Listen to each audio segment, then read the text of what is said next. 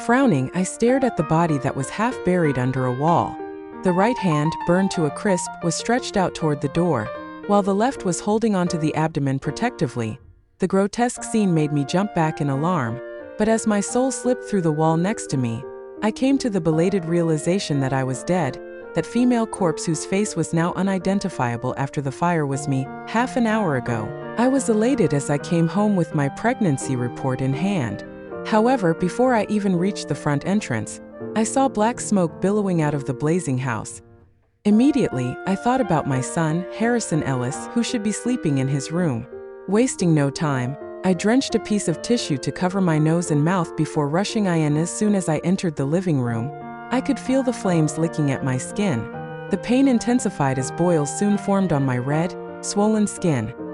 Every time I breathed in, it felt as though I were inhaling burning hot coals. Even my throat felt like it had been scalded, causing so much pain that I couldn't even speak. My tears flowed uncontrollably. My instinctive reaction was to leave this place at once, but the thought of Harrison being caught in the fire upstairs made me grit my teeth and rush to him. At last, with great difficulty, I made it to the room, but the doorknob was scalding hot too. Clenching my jaw, I grabbed the doorknob. Every inch of my skin that came into contact with it instantly turned red. I even saw smoke rising from it. However, the room was empty. Before I could feel relieved that Harrison wasn't there, I heard his voice coming in through the window. Outside, he cried out in excitement, "Monica, you look so cool when you're putting out a fire. I bet you'll win the Firefighter challenge this time." His childish exclamations made me a little dizzy, but at the very next moment, I was infuriated by how nonchalant he was about the fire, something dangerous enough to take lives. That I wanted to march down there at once to reprimand that immature son of mine. As soon as I got to the door, the wall collapsed on me. The searing pain shot from my back down to my abdomen, and I instinctively cupped it to protect my unborn child. Nevertheless, I still felt something damp trickling out of me. I'd lost my child. That I felt even more lightheaded, but the voices that came from outside the house sounded even clearer to me now. My husband, James Ellis, had always been a serious, no-nonsense man, but now he was praising another woman for her courage. "You handled the situation very efficiently this time, Monica. I think you'll do well during the next Firefighter challenge."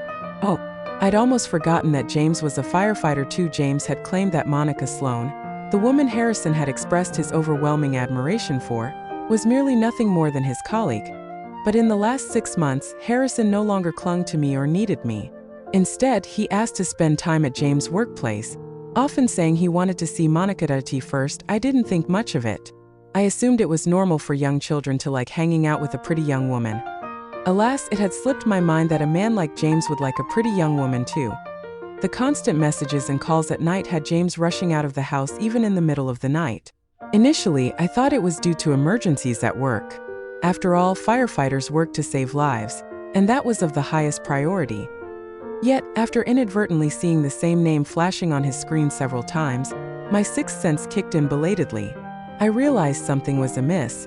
The caller had been given the nickname, the clumsy little klutz. It was such an affectionate nickname that I couldn't even try to talk myself out of feeling suspicious. Once, after an intimate night with James, I couldn't resist checking his phone while he was in the shower. He barely had any calls from his workplace. An overwhelming number of them had come from that woman. She was the only contact he'd pinned to the top of his chat list. Although their chat was simple and casual, it was filled with thoughts and comments that he never felt the need to share with me. Whenever he responded to my texts, it was always a simple message saying, "Got it." I proceeded to check the woman's WhatsApp stories and was immediately greeted with a photo of her and James. She'd even added a blissful message that made it clear how much he adored her. "Thanks to the world's best captain, Captain Ellis, for getting me a cake." I checked to see when the story had been posted, August 27th. That was our 7th wedding anniversary. He'd come home extremely late that night. Just as I thought he'd forgotten about our wedding anniversary, he'd brought out a small cake and given it to me. Although it had clearly looked like a half-hearted gesture, it had made me feel loved anyway. Alas, unaware of the situation then, I'd overlooked James' unnaturally stiff expression and the buttercream on his sleeve. The cake in Monica's photo looked a lot more presentable than the one James had given me. He'd only gotten me a cake for our anniversary because he'd needed to get a cake. For Monica anyway. In fact, it had only been an afterthought when James came out of the shower. I tried to confront him with his phone, but he flew into a rage. "Who allowed you to touch my phone? You're infringing on my privacy. Can't you give me some private space?" When we were dating, James was the one who promised he would be more than happy to let me keep tabs on him as much as I wanted to prove that I was the only one he loved. And now, after just 10 years, he was lashing out at me and calling me unreasonable. Our fight woke up Harrison, who was sleeping next door. His bleary eyes stared at me in fear. Sobbing, he kept calling for James and even Monica, but not me. His mother, who'd raised him, that I was overwhelmed by an inexplicable sense of pain and sorrow, making it impossible for me to speak. After a while, I looked at Harrison, who was hiding behind James, and asked, "Harrison, do you want me or your daddy?" Harrison said he didn't want a fierce mommy like me. He wanted Monica to be his mommy. Feeling utterly disappointed, I packed my bags and moved out of the house. Just like that, 3 months passed. When I found out I was pregnant, I considered getting an abortion. However, James had mentioned wanting a daughter many times. Even the boisterous Harrison had kept asking why he didn't have a sister. In the end, I gave in and decided to talk to the two of them. Never would I have thought that, upon returning home, both my child and I would end up dying in the fire they'd set just to please another woman. Perhaps the lingering sense of indignation kept my soul tied to them. My soul drifted out of the house and floated beside James. James, Monica, and Harrison were chatting away warmly and happily. Harrison, who always liked rebelling against me, was staring at Monica, the woman he'd met less than 3 months ago, in awe. He was blushing as he clapped to celebrate her practice session. James, my husband, was stroking Monica's head with an affectionate expression. "You're not a little klutz anymore. I guess I have to change your nickname on my phone to the little genius." Feeling shy, Monica sweetly replied, "It's all thanks to your expert guidance, and you even set the fire so that I could get some hands-on practice. I'll do even better next time." She was going to do even better next time, huh? Looking at the still burning house, I smirked mockingly. My body was probably still burning in the lingering flames. While James, Monica, and Harrison celebrated the end of Monica's flawless practice session. The neighbors who'd been alarmed by the fire were busy calling the fire station and questioning them with a frown. "Why did you people only send a single fire truck to deal with such a major fire at Jasper Heights? Do you not take our lives and safety seriously?" After a brief silence, the dispatcher explained, "We didn't receive any reports of a fire at Jasper Heights. Can I confirm with you that you're reporting a fire in the area? I'll send a fire crew out at once." In less than a minute, James' phone started ringing. "Jasper Heights? I'm already here. No one was harmed. You don't need to send anyone else over." The dispatcher continued speaking, but James firmly declared that he would assume full responsibility if anything happened. Once the dispatcher confirmed that no one was hurt, he decided against sending another fire crew over. James had put the call on speaker mode, which meant that Monica caught the entire argument between him and the dispatcher. With her brows furrowed, she made a show of apologizing. "Will you get punished because of this, Captain Ellis? If that's the case, I'd rather resign than cause trouble for you." It was evident that James didn't see the determined, possessive look in Monica's eyes. He pulled the seemingly heartbroken Monica into his arms. With a gentle tone that had long eluded my ears, James said to her, "What's the big deal? It's not worth crying your eyes out over. It's just a house. I'd be more than happy to burn down 10 houses if it means you get to gain more experience." Amused by James' exaggerated declaration, Monica laughed and hit his shoulder with her fist. "What are you saying? Where will you and Harry stay if you burn down all those houses?" "I can stay with you, Monica." Overhearing his nickname, Harrison eagerly raised his hand and expressed his fondness for Monica's house. James wasn't mad that Harrison was fawning over Monica either. Instead, he asked why. "Monica's house has everything, and she even lets me eat snacks. Meanwhile, that mean old witch at home doesn't let me eat anything. I like Monica a lot more." Even though I was merely a wandering soul without a body, Harrison's childish yet cruel words still made me feel as though I'd been stabbed in the heart. For the sake of minor things like treats, Harrison, the boy who used to sweetly declare that he loved me the most, didn't even hesitate to choose another woman over me. He even called me a mean old witch. "You like me? Well, why don't I treat you to fried chicken today?" After nudging Harrison's nose affectionately, Monica looked at James, who was standing in silence. She cocked her head to the side and asked, "Why aren't you saying anything? Do you not want to eat with me, Captain Ellis?" James shook his head and silently pocketed his phone.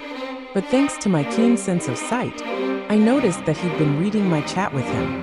The last message on the screen was the one I'd sent just before I died. "I'm pregnant. You're not the father." It was obvious James was affected by that message of mine that had come out of the blue. At least, even as he sat in the car, he didn't look as happy as he had before. His forehead was slightly creased, and it looked like he was in a bad mood. Even Harrison, who was always a chatterbox, knew better than to try and talk to James at a time like this. However, Monica carefully poked James in the arm and asked, "What's the matter, Captain Ellis?" Her concerned tone melted his icy expression a little. "It's nothing. I just saw something displeasing." "Good." The more displeased he was, the more pleased I was. Why should he get to openly spend time being all friendly and intimate with his female colleague, while I had to stay at home to wait on him and Harrison like a maid? Although I hadn't actually cheated on him, I still wanted him to feel discomfited by it. I wanted it to keep him up at night. "Well, you're the one who taught me to deal with my negative emotions by venting with a shout before confronting it and resolving it. Why aren't you taking your own advice?" Upon hearing Monica's reminder to James, I felt such a tightness in my chest that I thought I'd died once again. Following James' first mission as a firefighter, he developed insomnia after having witnessed someone die with his own eyes. I was the one who stuck with him through those grueling times, that I gave up on my high-paying job as a translator and chose to stay at home so that I could look after the emotionally scarred James. Even so, he still blamed himself for not saving everyone from the fire, that no matter how hard I tried to counsel him, he continued to wallow in guilt and regret that in the end, I took him hiking. When we got to the peak, we shouted together, and I said to him the very same words Monica had just said. James had breezily shared the past between us with another woman. "I'll do my best," James replied to Monica. Seemingly taking her advice, he took his phone out and sent me a message. "Let's find a time to meet up and talk things through. If you get an abortion, I'll pretend like nothing ever happened. By the way, what do you want for dinner? Shall I bring you some fried chicken from the place you used to love the most?" He was referring to a fried chicken store in the northern district of the city. While we were dating, it was the only good food James could afford to get me. To avoid hurting his self-esteem, I always smiled and told him how much I loved it. It got to a point where I even started believing it too. Alas, even my neighbors knew that I didn't like fried food, but my own husband never realized that. Had I done too good of a job hiding it, or had James never cared to pay attention? Well, the answer to that question didn't matter anymore. They were still heading to the Northern District when James got a call again. "Captain Ellis, didn't you say the fire at Jasper Heights has been put out? Why are we still getting multiple calls about it? Are you sure the fire was completely extinguished?" The dispatcher questioned angrily. All the color drained from James' face. Leaving the scene of a fire without permission when the fire was still containable was a severe offense. It could lead to an official warning, a suspension, or even termination. Time is of the essence. I've dispatched a fire crew over to Jasper Heights. Hurry up and head over there to help them. Work was far more urgent. Even though James wanted to have dinner with Monica, he had no choice but to rush back to Jasper Heights. The fire, which hadn't been put out, had spread into a raging sea of flames before the other fire crew arrived. The windows exploded from the heat, and the glass shards scattered everywhere, emitting piercing sounds. All of the furniture and household items had been incinerated in the fire, turning into clouds of smoke and piles of ashes. The cries from the neighbors, the siren of the fire trucks, and the crackling sound of the flames formed the soundtrack of a tragedy. Gregory Hanks, the station chief, had rushed over as well and harshly rebuked James for his recent poor performance. "What on earth has been up with you lately? Many of your colleagues have mentioned that you haven't been giving your full effort. Don't you know how dangerous it is when a fire isn't completely distinguished? This fire even occurred where you live. You better reflect on yourself. Captain Ellis didn't do it on purpose." Seeing that the man she liked was being reprimanded, Melody tried to stand up for James. Quiet you, with your response time. You wouldn't even reach the scene before the victims die in the fire. Time is precious. The faster you get there, the higher your chances of saving more people. Gregory didn't fall for Monica's act. Already in a foul, agitated mood, he scolded both of them at once. I let out a bittersweet chuckle as I watched the way Monica hung her head low as she got admonished. Firefighters who didn't uphold their professional ethics were a scourge to the profession, but they didn't represent the rest of the team, who dutifully rushed into the fire to save the victims. In the end, it was confirmed that one person had died and 9 more had been injured in the fire. Everyone fell silent. Someone hauled my body out after covering it with a white cloth to preserve my dignity. By the time we got there, the victim was already burned beyond recognition. The firefighter, Derek Anderson, choked out the rest of his account. She was burned to death. I can't imagine how painful that must have been for her. We might have been able to save her if we'd arrived sooner. Derek was James' first mentee at work, and he was nicknamed Derek the Deer. Despite working a dangerous job where lives were often at stake, he remained a sensitive, soft-hearted person. I'd met Derek a few times when I took food for James. Every single time, he looked pitiful, his eyes red from crying. Nonetheless, I knew it was a hurdle all firefighters needed to overcome. Only those brave enough to look death in the eye could save people from the clutches of death. After hearing what Derek said, James glanced indifferently at the covered body. He couldn't see anything, but just then, a ring fell off my charred finger. It dropped onto the ground, letting out a faint clang before rolling to a stop by James' feet.